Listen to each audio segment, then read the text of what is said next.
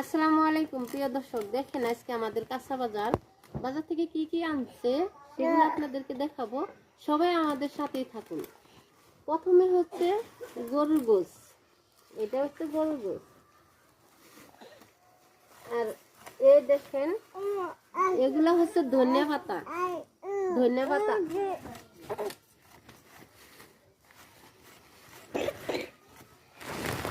এগুলা কাঁচা মরিচ,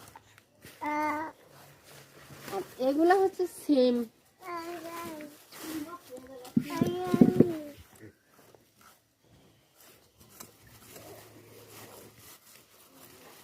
তারপর দেখেন সর্ষে শাক। অনেক বছর আগে সর্ষে শাক খাইছিলাম, কখন জানেন? যখন আমরা ছোট ছিলাম, মানুষের খেতে থেকে চুরি করে শাক এনে খাইছি। কিন্তু তার মধ্যে মনে হয় যে সর্ষে শাক আর কোনদিন খাই নাই। তবে এখন এই শাকগুলা বাজার থেকে কিনে আনা হয়েছে। দেখেন কতগুলা সর্ষের শাক কিনে নিয়ে আসছে। কে কি সর্ষের শাক চিনেন না তারা অবশ্য আমাদের সাথেই থাকেন, আমি সবগুলো আপনাদেরকে দেখাচ্ছি।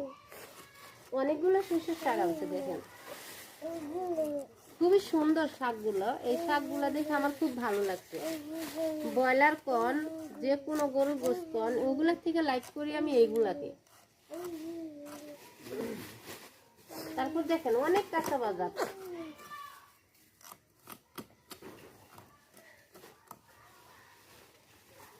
এই যে পেঁয়াজ রসুন, এগুলো পেঁয়াজ রসুন অনেক দাম কাঁচা বাজারে। এখন ধরেন 5-10 হাজার টাকা নিয়ে গেলেও গরিবের জন্য ওই বাজারগুলো কিনা অসম্ভব হয়ে যায়, তারপরেও খেতে হয়।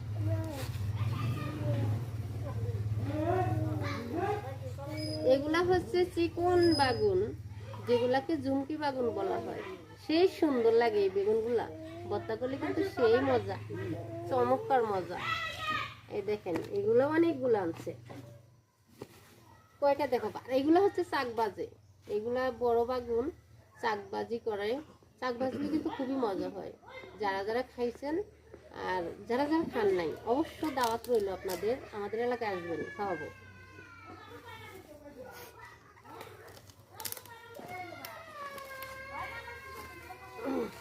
আমি ঢালি বস্তাটা, আপনারা দেখেন।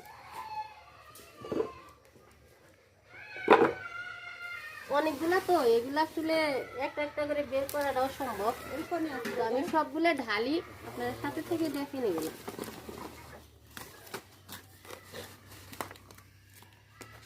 এটি আসলে সব কাঁচা বাজার।